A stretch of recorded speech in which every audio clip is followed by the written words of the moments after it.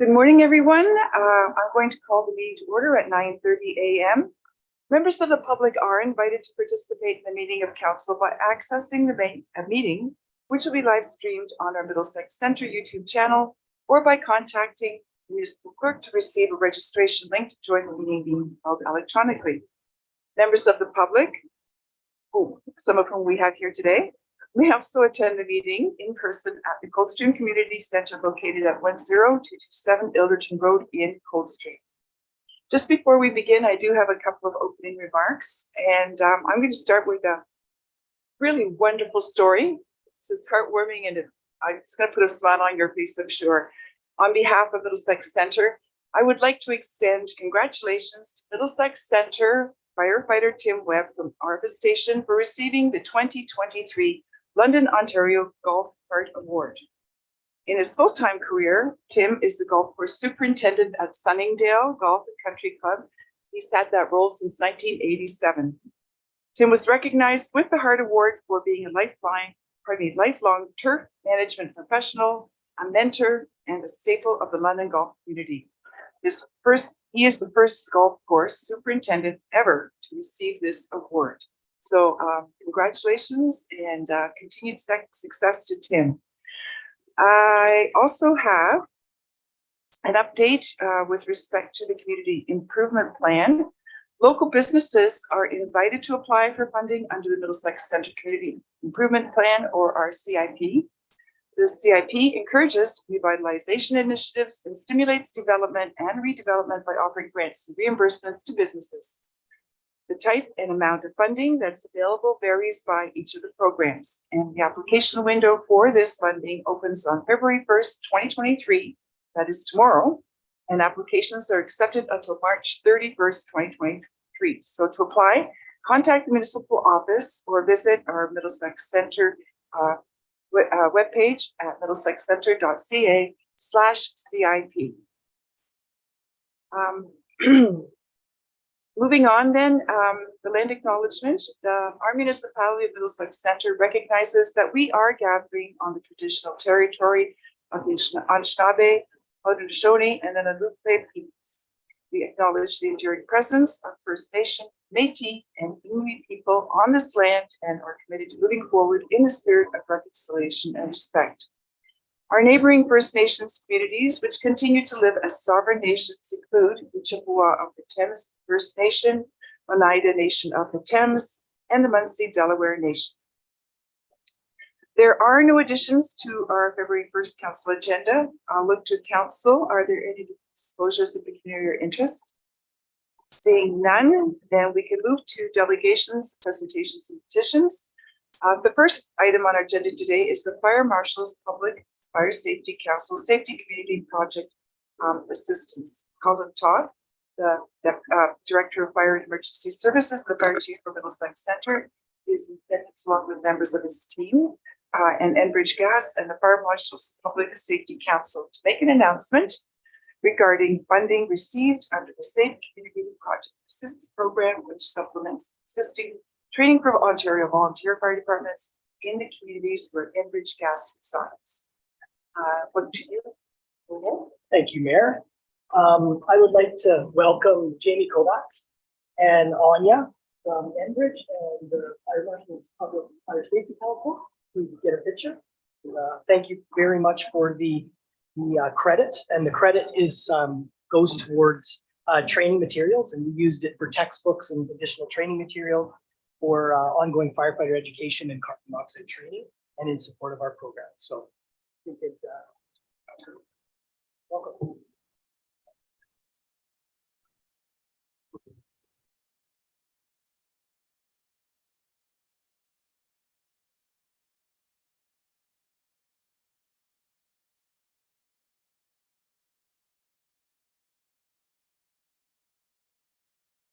Sorry, rookie mistake. Good morning, I'm Jamie Kovacs.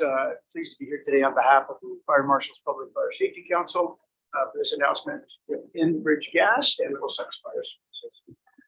Regular training is an important part of being prepared for any hazardous situation that is critical when dealing with the dangers and unpredictability of fighting fire, especially today's fires. Training must continue throughout a firefighter's career and keeps them up to date with new techniques and innovations. Safe Community Project Assist contributes to the health, safety of Ontario firefighters and the communities that they serve by improving access to firefighter training materials to supplement current fire department training resources. Since the launch of Project Assist in 2012, Enbridge Gas has provided over $1.4 million to this campaign alone. It helps ensure that firefighters are well trained and ready for the variety of emergency situations that can arise every day. I'd like to thank Enbridge Gas for its long-term support and commitment to this important initiative. Also like to congratulate Chief Todd and the Middlesex Fire Services for being selected to take part in this beneficial program. Thank you for your time today and demonstrating your commitment to making this province a safer place to live.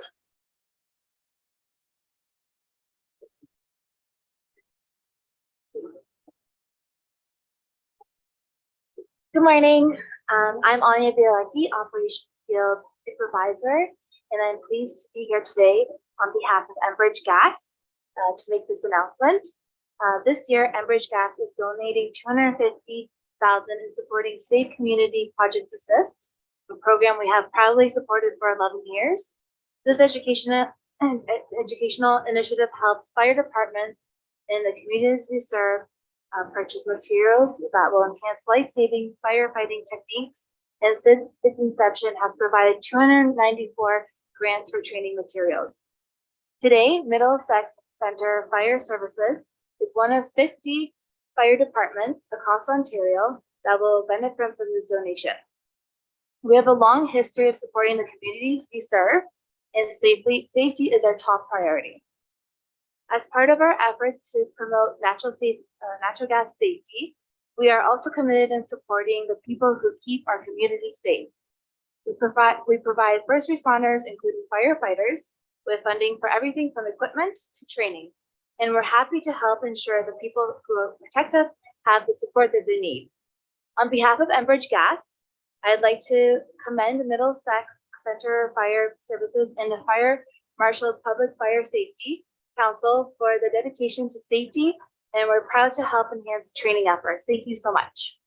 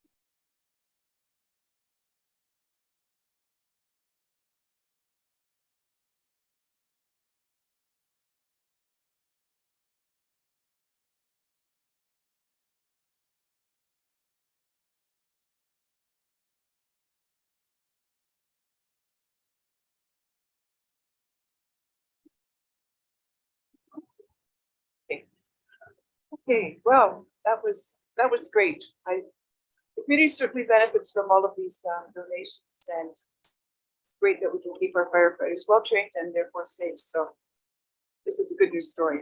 Moving on now, we have two great reports. Mike DeVos from Street Associates is in attendance virtually to provide an overview of the drainage report. And the first item is the Briston School Drain Culvert Consideration. Good morning. Good morning. You can hear me okay? Pretty well. It's a little muffled. Is that It's Is that better any- already. better already? Okay, I'll just speak Okay. up. Okay, that'll be great. Thanks. Thanks. Yeah, the report for the Risdon drain was prepared in accordance with Section 78 of the Drainage Act for repair and improvement to the existing drain. There is an existing private bridge in Lot 4, Concession 12, that has served the farm for a substantial period of time, and it is in poor repair, and the owner has requested that it be replaced through the Drainage Act, under provisions of the Drainage Act.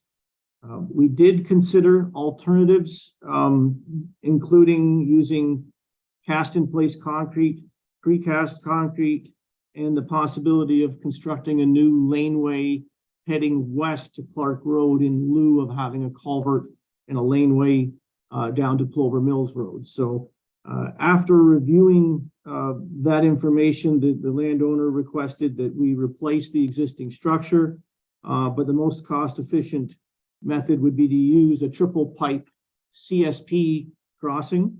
So there would be three steel pipes with a gravel laneway over top, to be proposed to be replace the existing structure. We will be including erosion and sediment control and dewatering during construction. The landowner has requested that we extend the pipe an additional 1 meter just recently, and the most efficient way to do that would be to have a small report for a minor improvement to the drain rather than recirculating a fairly large report. This watershed area is over 1,200 hectares in size, and there are quite a few landowners, so it'd be more efficient to have a small report to modify the length rather than reissue the report itself. So currently we're suggesting 15-meter length of pipe, but the landowner has asked for 16 meters. So that additional meter would be paid for by the requesting landowner, and they're aware of that. And I would stop and open up to questions. Okay, thank you for that presentation. I'll look to council. Are there questions on the report? Council Deputy Mayor Brennan. Through you, Madam Mayor, to Mike. This whole project is virtually replacing a bridge and putting some pipe in the ground over or through a driveway. Is that correct? That's correct. I'm looking at the cost of this, $250,000 to put some pipe, 3 pipes in the ground over a driveway, which is only like a very short distance. The price seems to be awfully inflated for a small project like this. Can you explain to me why the cost of that is where it's at? Yes. Inflation has not helped. Steel has gone up significantly, but a concrete crossing would be even more money. The existing structure is very large in terms of its capacity. Its opening size underneath, the amount of water that it can transport underneath the crossing is quite large. And the Conservation Authority has required us to replace it with something of similar capacity. We had discussions with them of possibly constructing a smaller crossing, but due to the existing level of service that was there, they required us to put something in of similar capacity, which is quite large, and due to the cost of materials and inflation is higher than what it would have been in the past. We see what you're seeing as well, but we've looked at this fairly thoroughly in different angles, and there really isn't anything else that we could come up with other than possibly building a laneway over to Clark Road, which for maintenance reasons, the landowner is not wishing to, look at. So that's the answer. Is there any, pardon me, is there anyone else? I don't see, oh, pardon me, Councillor Heffernan. Through the mayor to Mike, I just had one question. I noticed that part of that, the drain was to be moved from a road allowance to the adjacent land. Is that typical, or is it normally running through a ditch, or is it typical to move it when they run? The existing structure is on private property, so I'm not quite sure where you're reading that particular spot, but that may be an error. I'm not sure. I can't give you a page number. I just wrote down the comment. Sorry. Okay, go ahead, Councillor Arts. Through you, Madam Mayor, Mike, if some of the landowners aren't too happy about the cost of the project, does it get to have to say at the quarter revisions, or how does that work? If they want to express their views. Yes, the quarter revision is the place to express concern with the assessments. If they feel that their assessment is unfair in relation to other properties, they can voice that concern. The normal process would be to appeal in writing 10 days in advance of the quarter revision to provide the engineer in the municipality to arrange the quarter revision process. But council or the court can actually hold or hear verbal appeals if they pass a motion during the court. So that is the appropriate place. So through you, Madam Mayor, to Mike, if people aren't happy with the project, they should talk to our clerk and find out proper procedure then. Yes, when you say with they're not happy, it's if they're unsatisfied with their proportion of the cost, that's the quarter revision. If they're unhappy with or they're not in agreement with what is being constructed, then that would be here today at the consideration meeting. All clear? Okay, sir. Oh, Councillor Cates, go ahead. Thank you, through you, Madam Mayor, to Mike. I just saw this in kind of in detail. On page 7, it says construction, and then the second item down, demolition, removal, disposal, existing structure, standard excavation, proposed structure, including disposal of excess excavated material, 24,000. And down a couple more, it says disposal of unacceptable material, 45,000. Is that one and the same, or is that two different things?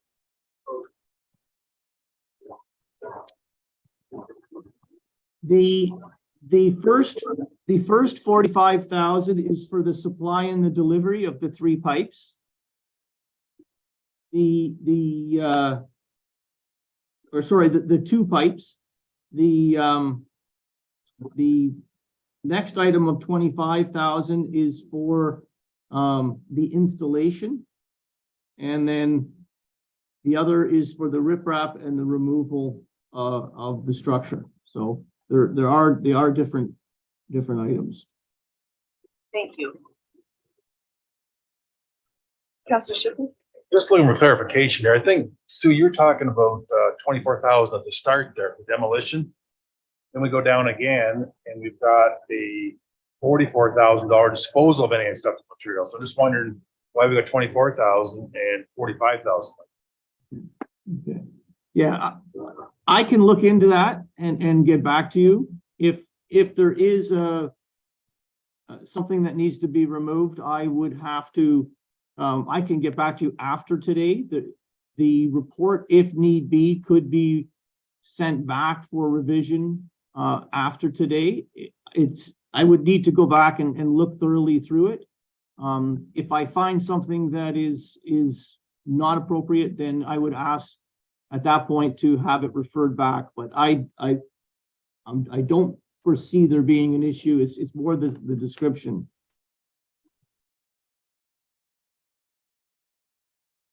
That's the follow on. Yeah, and through the mayor too, Mike, I found the reference, it's number B8, moving drains off roads, but I'm wondering if it's just part of a standard clause as opposed to specific to the. Yeah, if that's in the specifications, that is a standard specification. Anything else? I don't see any hands. We have a motion before us that the council.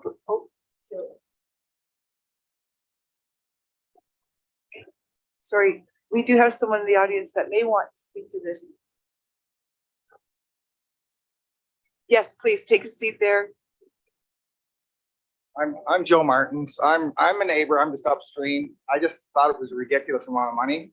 And I don't argue with the fact that it needs to be replaced because if I was a truck driver, you can't guarantee what was there is good, right?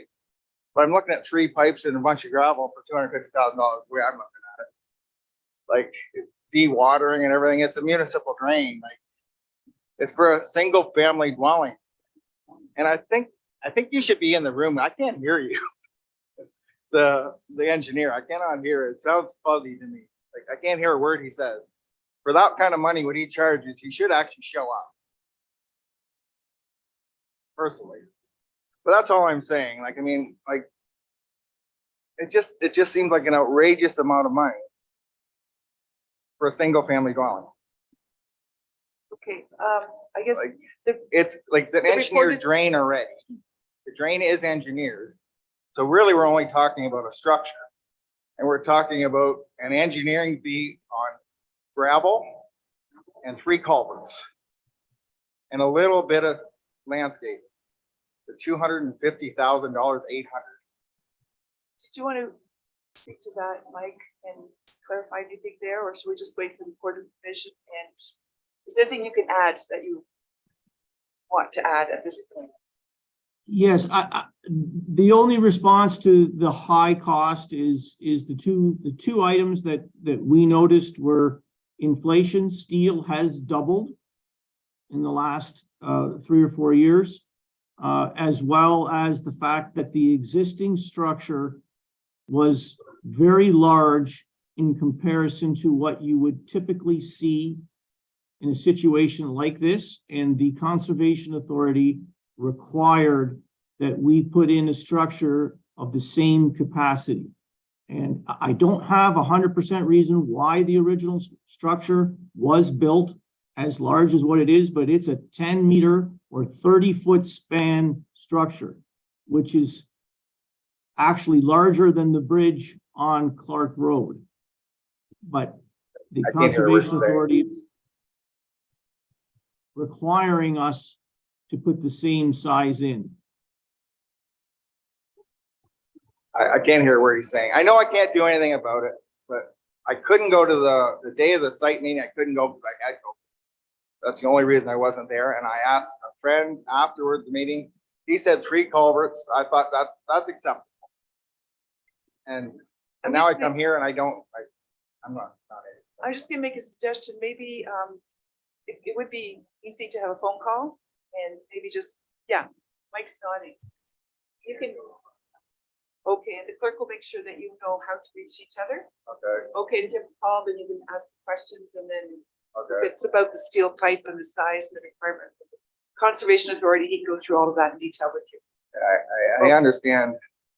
I understand the problem at all with all when you deal with the Conservation Authority and everything, and I'm fully behind every municipal drain. I'm the first one to call and get it cleaned out. But still, you have concerns, and if Oh, you yeah. can answer them, then at least you'll have your answers before the Court of Revision. Okay, perfect. Okay, thank you. Yeah, okay, so we have, oh, when we're online. Oh, another speaker online. The clerk has just noted that, so. Hang on.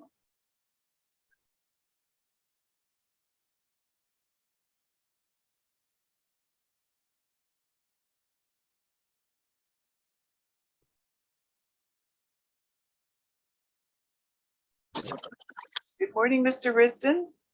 Morning, everyone. Are you able to hear me? Yes, I can hear you. I'm not sure about everybody else in the room, though. Oh, okay. Yeah, No, go ahead, the floor is yours. I appreciate that. And thanks for your time today, Mike. I just had a quick question with respect to the capacity. It sounds like, you somewhat acknowledge that it's larger than it needs to be. The Conservation Authority has indicated that they'd like it to be similar. Have they provided any rationale for doing so? Like, I understand there's reference in here to 1 in 100-year storms. I'm sure this is more than adequate for that. What, in your professional opinion, would an adequate size be, and why would the Conservation Authority not take your engineering expertise into consideration when potentially reducing the size of this drain? It just doesn't make sense simply saying, we want it to be the same without any rationale behind that when it could potentially significantly reduce the cost. So I just wanted to ask you that. If you have an answer, great. If not, and you can get back to us, that'd be very much appreciated. Do you want to speak to that now, Um, Mike? Yeah, sure. I don't have a great answer. The answer that's been provided to me by the Conservation Authority is that if a new structure is being constructed, they want to be able to have emergency services get into the property because it is a dwelling where people are living rather than a farm crossing. If it was farm equipment getting to a field, they wouldn't require it that big, but for anything new, their policy requires a larger rain event. And because the existing structure was already large, they did not feel comfortable allowing us to reduce the capacity of the pipe. If it was a normal situation where we had a house on the other side, and if it was a different conservation authority, or maybe in the past, a typical replacement would be somewhere in the range of a 5 or 10-year storm. So significantly smaller, with water flowing over the laneway during the larger rain events. But they have to provide a permit in this case for us to be able to get in there and do the work. So they were not willing to permit anything less.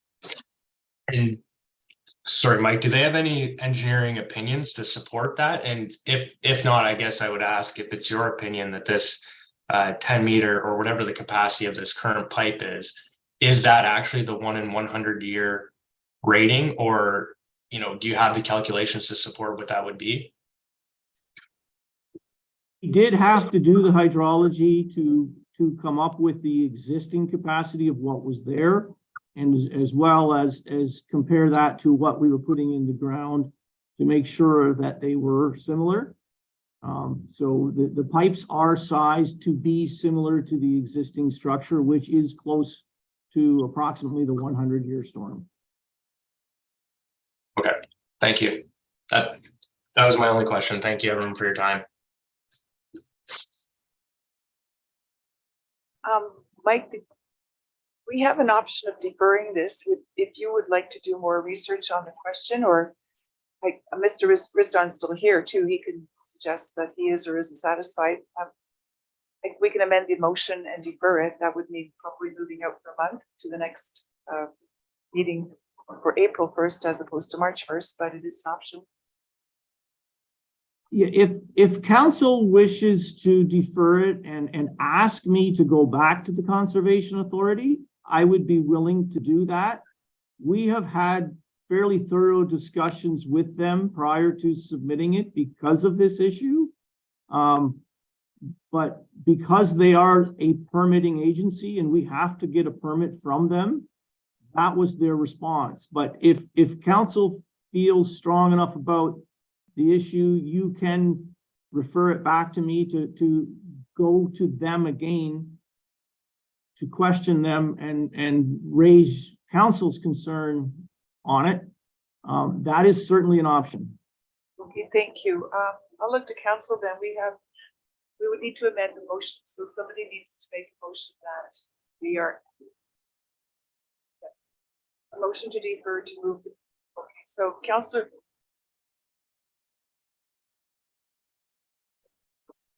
So we need a date, and the clerk is proposing that we defer to March 1st.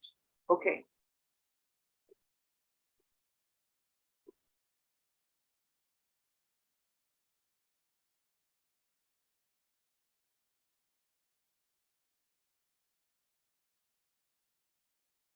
Oh.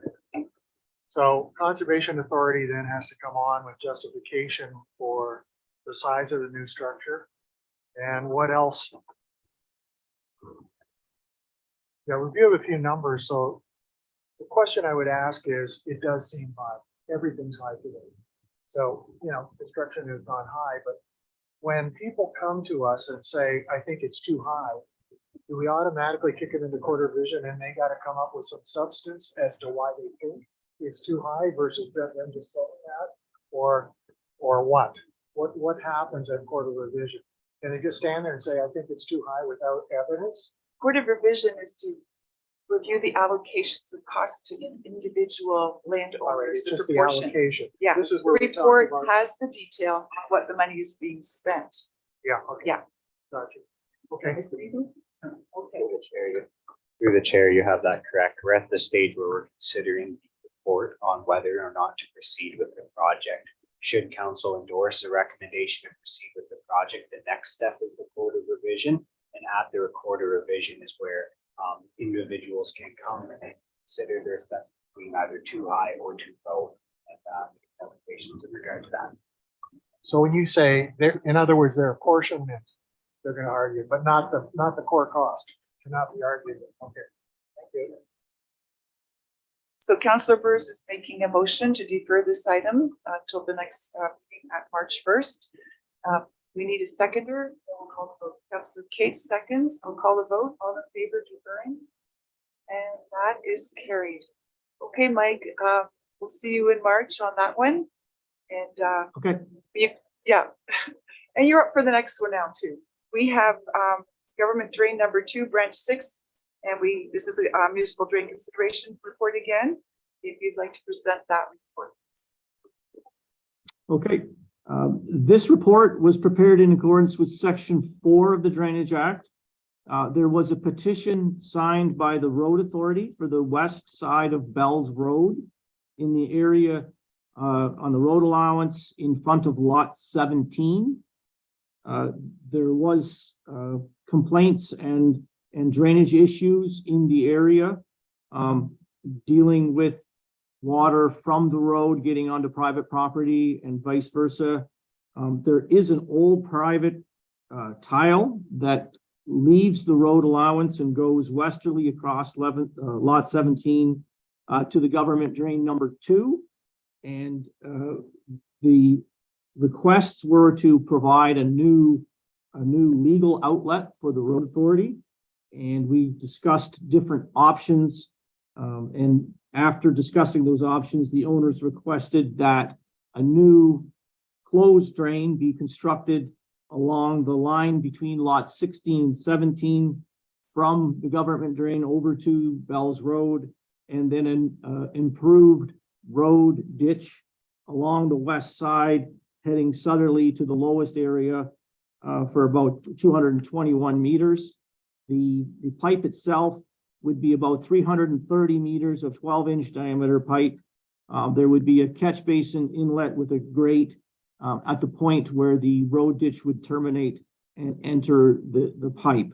The road allowance has been the west side of the road allowance in that particular area has been very wet with very little ditching. Because of the low-lying area, it's quite low and there's not a lot of grade for that ditch to be able to go in a certain direction. So by constructing this improved road ditch, it'll divert the water into the new closed drain. And I would stop and open up to questions. Thank you for that report. I'll look to council. Are there any questions on this report? I see shaking heads. No one has any question. So we do have a motion before us that the council for the municipality of Middlesex Centre receives the government drain number 2, branch 6 report from Mike Ross and Street Associates dated November 3rd, 2022, and authorizes that the project proceed, and that the court of revision will meet on March 1st, 2023. And further, that Councillor Shipley, Councillor Arts, Deputy Mayor Brennan be appointed as members of the court of revision, with Deputy Mayor being in the chair. Could I have a mover, please? And a second. Councillor Shipley and Councillor Heffernan. That is carried. Okay, thank you very much for your time this morning, and we'll see you in a month. Okay, thank you. Bye. Bye. Okay, and now we have our last delegation. We have Mr. Ken Phillips, the General Manager from St. Clair Regional Conservation Authority, to provide an overview of programs and services.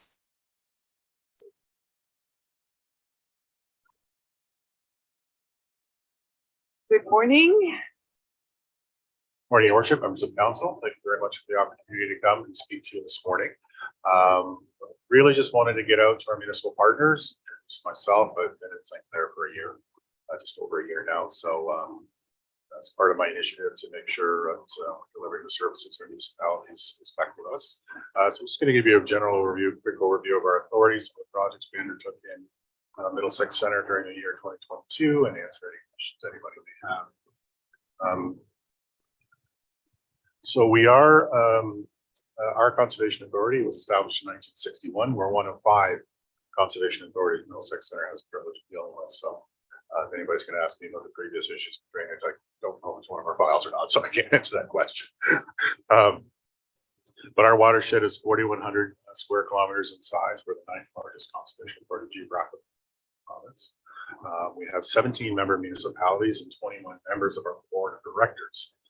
20 of those are municipal appointees. One is an agricultural representative appointed by the province of Ontario. So that's a new position that was created last year.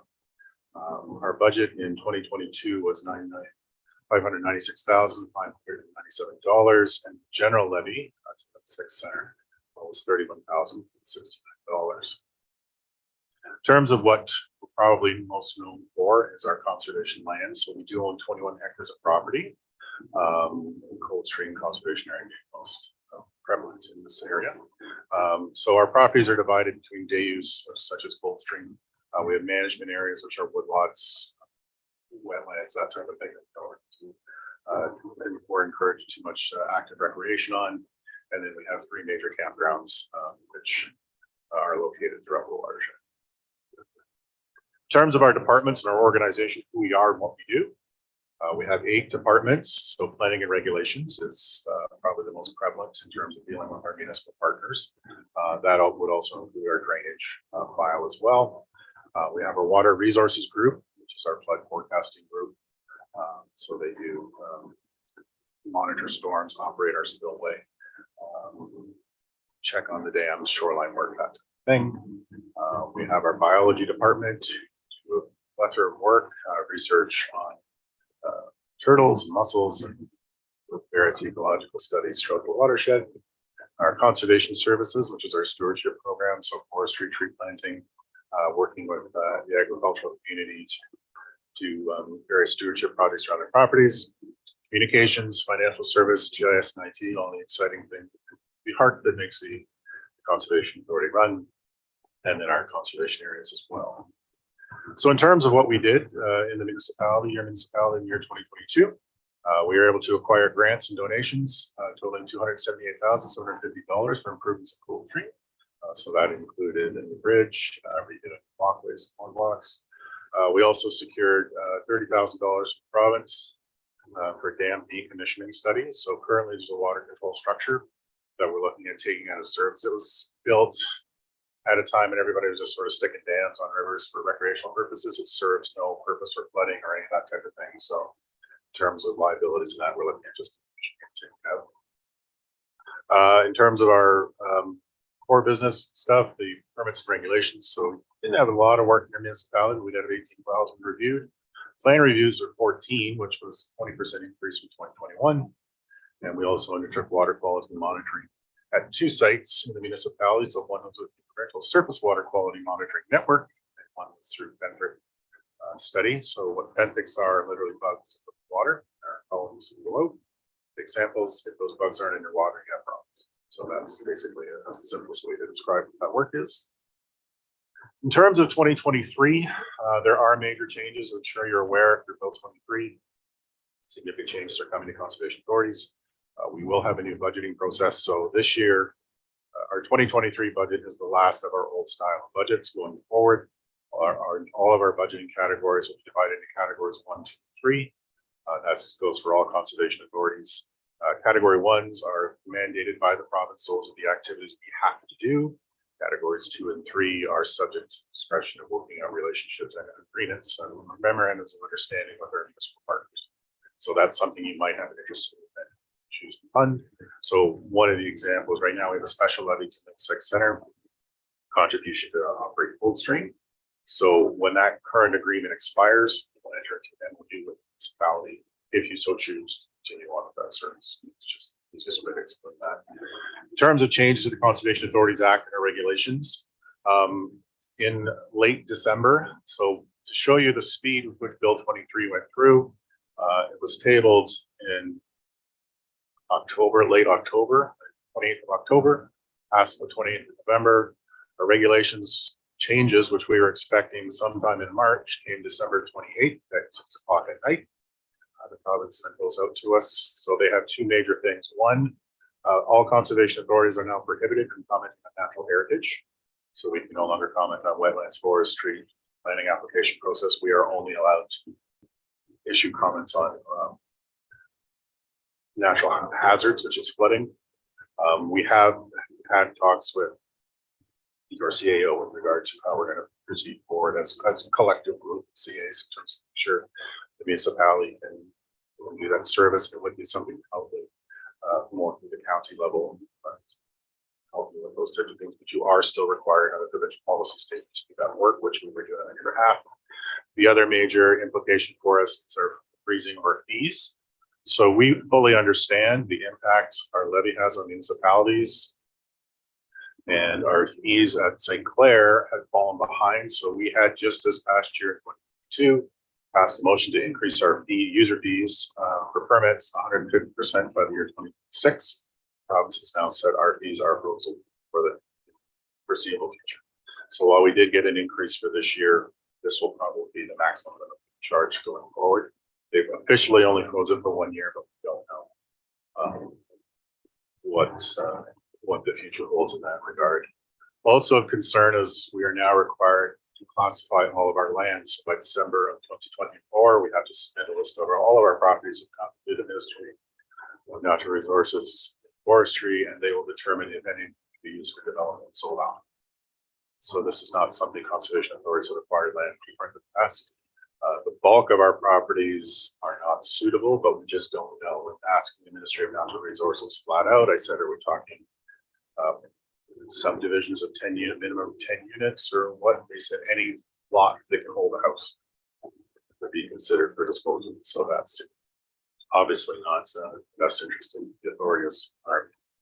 On a plus side, we have passed our new strategic plan moving forward.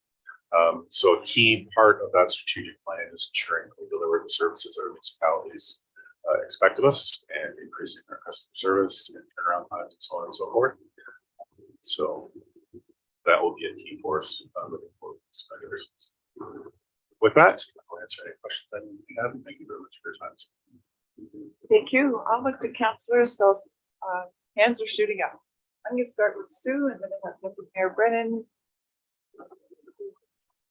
Thank you, through you, Madam Mayor. I'm just curious on which campgrounds it is that you have. So we have Campbell Conservation Area, which is located in Galveston.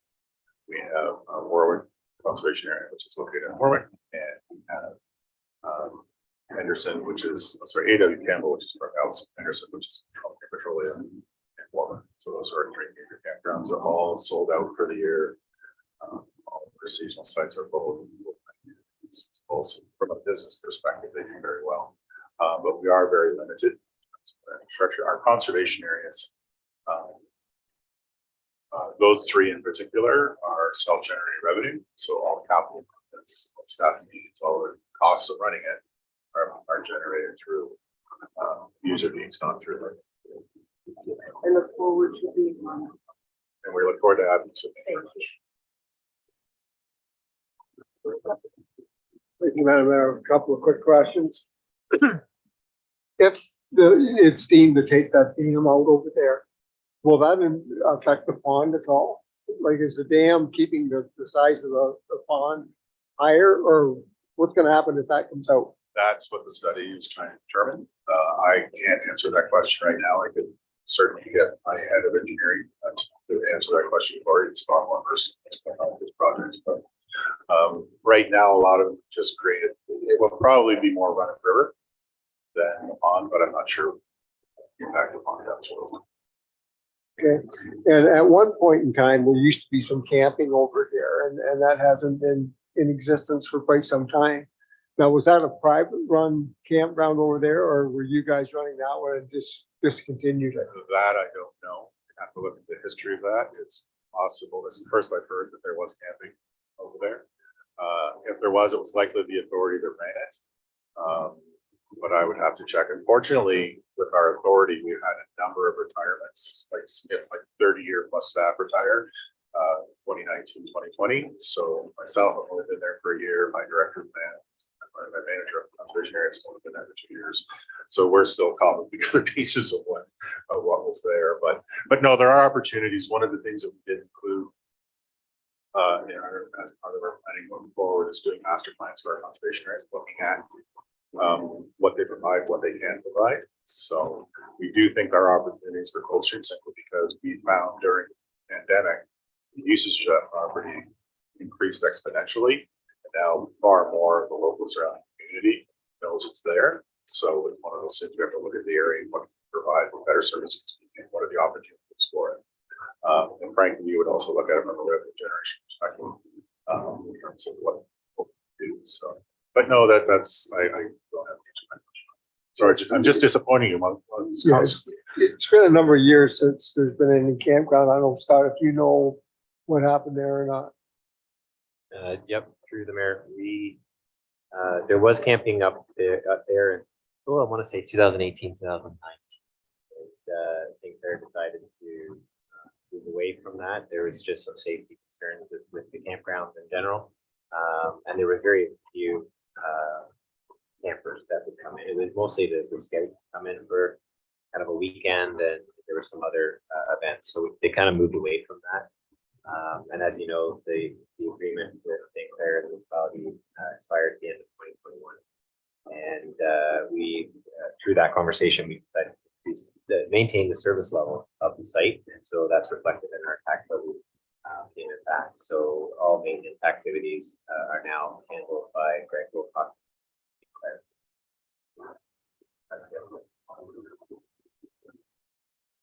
All right.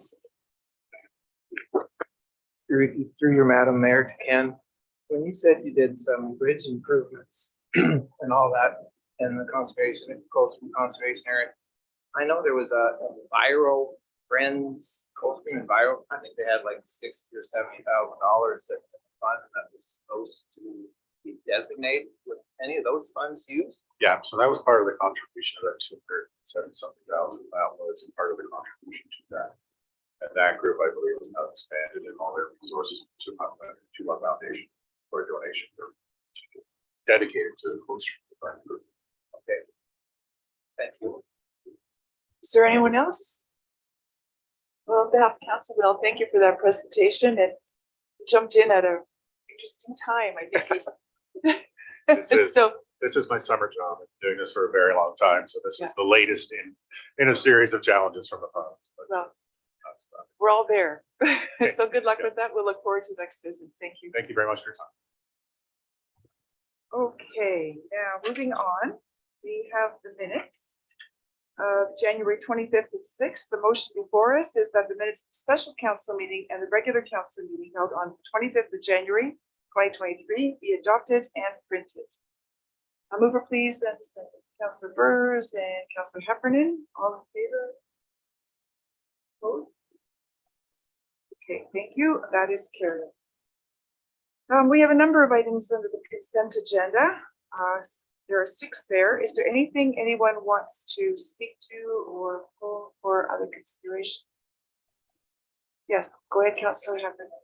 To the mayor, and not sure if Scott might be able to. No. The first item, which is the treasurer's statement regarding parkland, and I guess that reserve fund now has to 60% be used this year, right? So I'm just, the way it was worded is that if it was set aside for the erection, improvement, or repair of buildings as well as parks. And so I was wondering, of that 164,000 that we're spending on the park, or no, sorry, 60% is to be spent annually, which comes out to 164,000. Without this clause that has now come up, Could some of that money have been spent on the arena? Through the mayor, I'm going to defer that one to Tiff. She can better explain that. Yeah, so through you, Mayor Dewey, Councillor Heffernan, can you repeat your last sentence? I missed it. Okay, the money that's in the reserve fund that's now you have to spend 60% this year. Could that money have been maintained under the old rules to be used for the arena? So through you, Mayor Dewey, I do not believe so because it wouldn't really qualify as a parkland specifically. It does have to be like a park improvement. And so we have utilized, actually, since I've been here, we've never utilized the cash in lieu of parkland. I don't believe that the arena would fall under this category, but I can double check. It would be the Planning Act. So the planners might know a little bit more than I would, but I can definitely take a look and then get back to you. Anything else? Okay, if there are no more questions, then we have a motion before us that items 7.1 through 7.6 listed under the heading of consent agenda for February 1st, 2023 be adopted as recommended. Mover, please. Councillor Cates and Councillor Arts seconding. And that was carried. Thank you. Moving on to staff reports. We'll start with the grant proposal for Ilderton Arena, and the Chief Administrative Officer, Michael, is going to provide a review of the staff report. And as well as here for questions as well. Great, thank you, Mayor. Through the chair and members of council, before you is a report that staff has put on the floor with respect to another opportunity for the arena. And this is something that's been a few years now, where, as we noted, as noted in the report, staff have applied not once but twice for a larger grant opportunity and have twice been denied for a new rebuild project. And when the news came of a second stream funding opportunity, staff went back to the drawing board to look at how best to leverage this grant and to also look at the longevity and extend the life of the arena. So in reviewing the report and the grants, what we come up with is an opportunity to apply for this grant that is open right now and apply for funding based on the median retrofit size, which is indicated in the staff report, where we've collected information, worked with various companies to do an assessment of the mechanics of the facility. And we're also looking at the accessibility of the facility, and we are putting together a grant application as we speak that will look at a median retrofit for upwards of $3 million, which we think would be are hopeful that would be a better position to put an application forward, secure funding, and also looking at the life of the arena itself. And realistic with our budget and our costs, we think that if we can secure the grant, likely extend the life and longevity of the arena for upwards of 10 to 12 years. And with the review of mechanics, providing some accessibility, but we're hopeful that we can go ahead and get some money to do a retrofit to the arena. We're happy to take it. Okay, thank you for the report. I'll look for comments. I'll start with Councillor Burrs. Just for clarification, in analysis, so June 2022, Infrastructure Canada looked at the application was denied. So is this a federal grant we're going for? And the province is along for the ride, we're along for 20%? Is that how it works? And through the chair, that's correct. Yeah, it's been not once but twice now where mid-size captions size open through federal provincial initiatives. And we received correspondence back in June on the application and applied back in 2021 that we were not successful in. Scott and his team have done a lot of work. We worked with Western University. So the packages that were put forward, the government for these submissions, pretty concrete. It's just we need to be realistic about going back to that for a third time around for a 20+ million.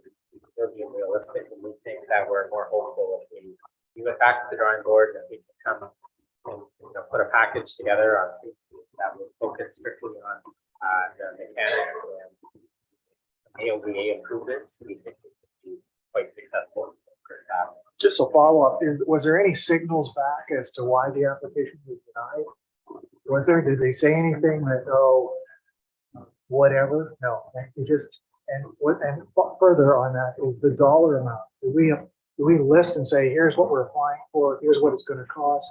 And is that how it works? Okay. Through the chair, the second part, because as Scott and Dustin are putting together the package right now, it is a detailed cost analysis that we submit as part of our grant. In terms of the first part of your question with respect to feedback, Scott does do feedback with the officers, but there's not a lot of information that we receive back from them. The letter, the one-page letter saying thank you, please review.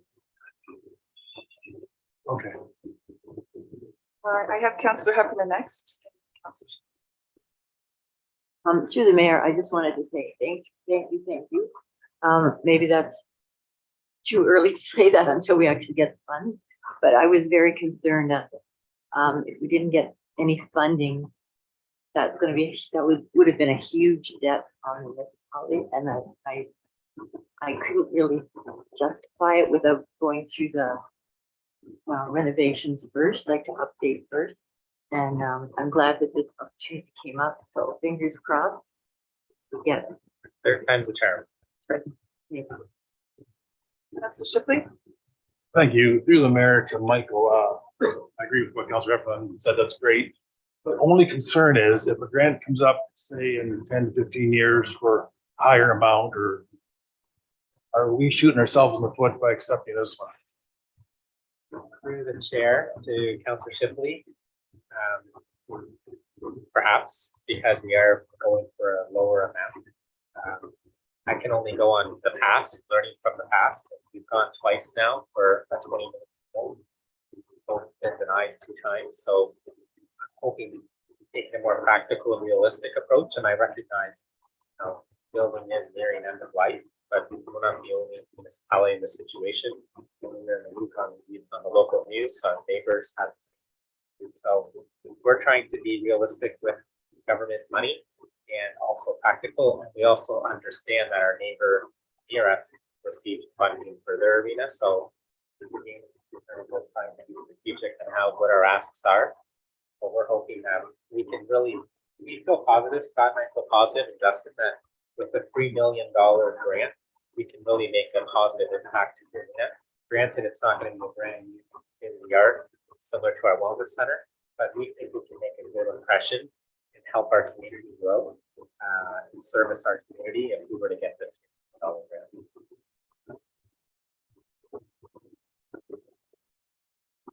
Go ahead, Deputy Mayor Bradley.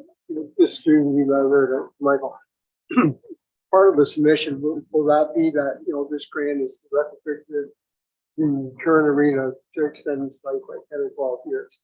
If that's in there, and then in 10 or 12 years, a new grant process is out, we've already indicated that this grant would be used to extend the life for that period of time. And down the road, if there's a further grant, I think we'd be on solid ground to apply for it. That be reasonable? Yeah, It's not a new read we're getting. Yeah, we're up on the hook. I mean, we know we're on timeline. Yeah. But it's the choice of, do we shut it down? Or because how much we spend, not this year. Last year we had a significant bill. We've been throwing money at various things for a while. This will probably give us a breath. We don't have to react. We can get some of those pieces installed, and they're more efficient and effective in greenhouse gases. Yeah, through the mayor, this particular grant is tied to green carbon, reducing carbon footprint. The previous 2 grants have each had a different spin. One was more community hub related, the next one was again more green inclusive. So the challenge with us now is it's a small facility. So in order to carve out the amount of carbon footprint that we need to save is tough. So we're working closely with Simcoe Refrigeration to help us define what that is. And so, that I think it's a good approach in how we're tackling it. It's challenging one though. for us to do before February 28th. So, but I know Justin's on top of it. And I also want to say too, I think there's been a lot of good work over the last 2 years, really, on the potential or a vision of the new facility. And I don't think that's lost by any means. I think we continue to have those conversations with our partners and look for those opportunities. So that doesn't necessarily get shelved altogether. It's just, it allows us some time to perhaps think about that approach a little differently, knowing that we perhaps have the building for another 10 to 15. Okay, if there's nothing else, we have a motion before us. It is that report number CAO 2/2023 regarding grant proposal for Ilda Green and Inclusive Buildings Fund be received. And that the Council for the Municipality of Middlesex Center supports application for the Green and Inclusive Building Fund to retrofit the Ilda The approval, please. That's covered. Brennan, all in favor? And that is carried. Thank you. Next, we have our clerk to provide an overview, pardon me, of delegated authority and instructions by law. Through the chair, good morning, Council. Pleased to present this report regarding delegated authority for certain administrative duties and tasks to municipal staff. Before I go too far, note that the purpose of this bylaw is really two-part. One is to consolidate existing duties which have been previously delegated by council via a separate bylaw or policy. And so in these cases, it's been noted where there's an existing bylaw or policy already in place under the legislative authority column. And then the second part of the bylaw is to establish new delegated authority to staff. So in preparing this report and bylaw, internal staff were consulted regarding requests for items to be included. Staff and their individual departments reviewed legislation and some of the best practices to propose recommendations for inclusion here. And requests for delegated authority were then reviewed by myself, our CAO, and our different department heads. On reviewing the draft bylaw that's before you today, I did want to note a couple updates to be made based on some feedback received. So the word signatories with a Y'(S) will be amended from its possessive form to the plural form of IES throughout the bylaw. That's relatively minor. References to applicable director and or another staff role will be replaced with applicable director or another staff role. And that's to signify that either the signatory is delegated authority rather than two signatories being required. So if there's two signatures required on a document, it's noted there. Clause 4 on page 11 of 20, authorization of partial release of securities, has been updated to note that both the signature of the director and the director of corporate services is required. And we made a couple updates to staff notes. So the version found under consideration bylaw has been updated to reflect these changes, and we've noted them in the appendix of the report. I would further note that staff propose amending Schedule C by removing the section delegating consent authority. And the reason for that is that we'd like to bring an amendment forward for council consideration once a procedure has been established with our partners in county planning on how they'll go about internally approving those consent applications. So with that, council can choose to adopt all of this bylaw. They can adopt it as a whole, or they can propose changes in the form of amendments to add or remove specific delegations. Really, the intent of this bylaw is to allow for efficiencies on council approved initiatives. So that's things that you've already seen and approved, policies and projects. So you're not going to be missing out on key decision-making aspects of what you see now. That's not going to change the type of information or what you're seeing before you now. It's to create efficiencies as we move forward with council approved projects and some of those related schedules, agreements, and accessory agreements that are related to an approved project. That said, I'll pause now, and if council has a specific question on any of the delegated authority, I might be able to answer it. We can call in our CAO or we can call in any of our staff department heads. Okay, thank you for that. I'll start with Councillor Art. Through you, Madam Mayor, to James. You read these or this and that. Anyways, none of the staff can create positions identified an employee without the budget. Right. That's good, Chair. That's correct. Okay, so a lot of this stuff sounds bad, but it's got to be I think through the chair, as what the clerk was reiterating, this is the difference between policy and following through with information. So what we've done is we've put together a list of items through our various senior positions by the corporation that we already signed the vast majority of administrative items. So this is an administrative task that we come together through the clerk and put together a number of items broken down by schedule by department that are administrative in nature that we just have now formalized for council to enter. Through the chair to add on to that, I guess the example would be in case of an approved staff position like the deputy clerk, would allow the municipal clerk to apply to the province for their appointment as a marriage officiant or as an issuer of marriage license. So that position comes before council for consideration and approval. Once that position is approved, one of the core duties of that position or any clerk's duties is marriage license. This would allow us the efficiency to go ahead and apply for those appointments without requiring a separate. That's one example.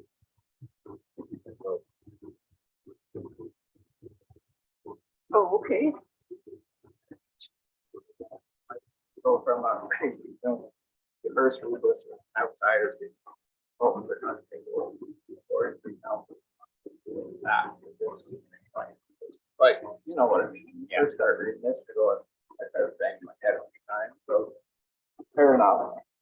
Yeah, I think through the chair to council arts, it's important to recognize council is here to set policy.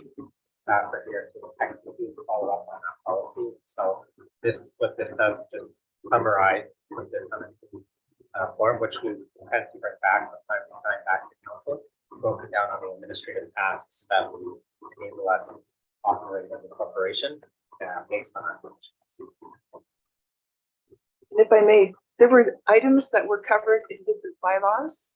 This is one document where everything's pulled together because, yeah, you remember some of these things that come up before council before.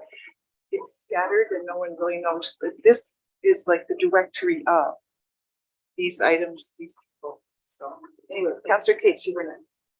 Through you, Madam Mayor. I guess I was just, that was one thing that I thought of when I was reading through all this. I thought, well, you probably already do this, probably already do that. So why is this happening? But now I understand with your explanation. And James, as James said, the delegates, it's who's already doing it now for the most part anyway. So it's just formal. So I did wonder about that too. Thank you. Yes, Councillor Bruce, Deputy Member. Just in follow-up to council arts, when you say they are taking stuff away from council, council dictates whether we want stuff taken away from us or not. So I don't know, staff can't do it without our approval here. So as the mayor said, this is just a collection in one document of everything succinctly. So personally, I don't have a problem. In the past, a lot of stuff came to council, a lot of administrative stuff, and it just dragged on and took time to do. So this kind of cleans that up. Deputy Mayor Brennan. Yeah, I think in the past, a lot of these approvals and signing authorities had to be staff and the mayor. And this may be streamlining it. And I think if the mayor doesn't have a problem with it, she may not have to do as much signing in that. So I'm quite sure she's aware of what it's been in the past and what this is bringing forward. So if the mayor is comfortable with it, then I think I am too. Shipley.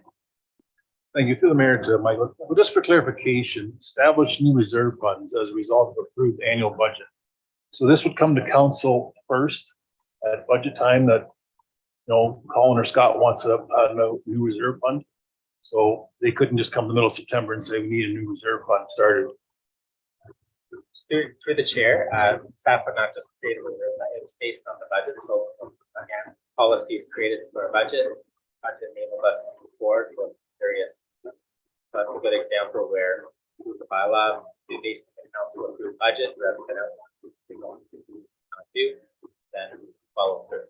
Okay, just the legislative authority. We have municipal act, calls for FTDA. And is council acting as legislative authority for doing this? Through the chair to Councilor Shipley. As you're aware, we have the Municipal Act, so we have various. So we're cognizant that by itemizing and breaking it out, that gives us the rationale as to why we have certain positions of expertise based on this legislation, like clerk saying marriages and all that. Right. For specific legislation, what we now outline, put into a policy under this bylaw that we follow. Right, but when there's no legislative authority, it's council legislative authority in that position. Through the chair, yes, council for direction and for this as this black as a whole corporation. Okay, thank you. Section 8. Thank you. Anyone else? Questions?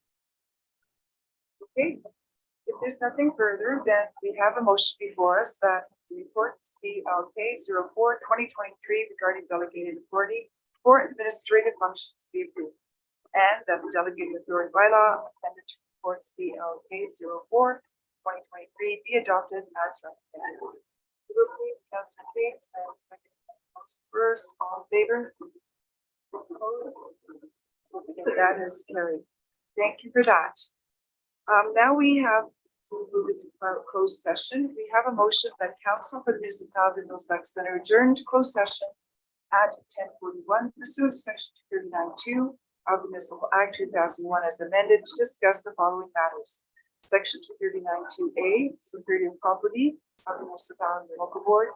Under section C, proposed or pending acquisition or disposition of land by the municipality or local board.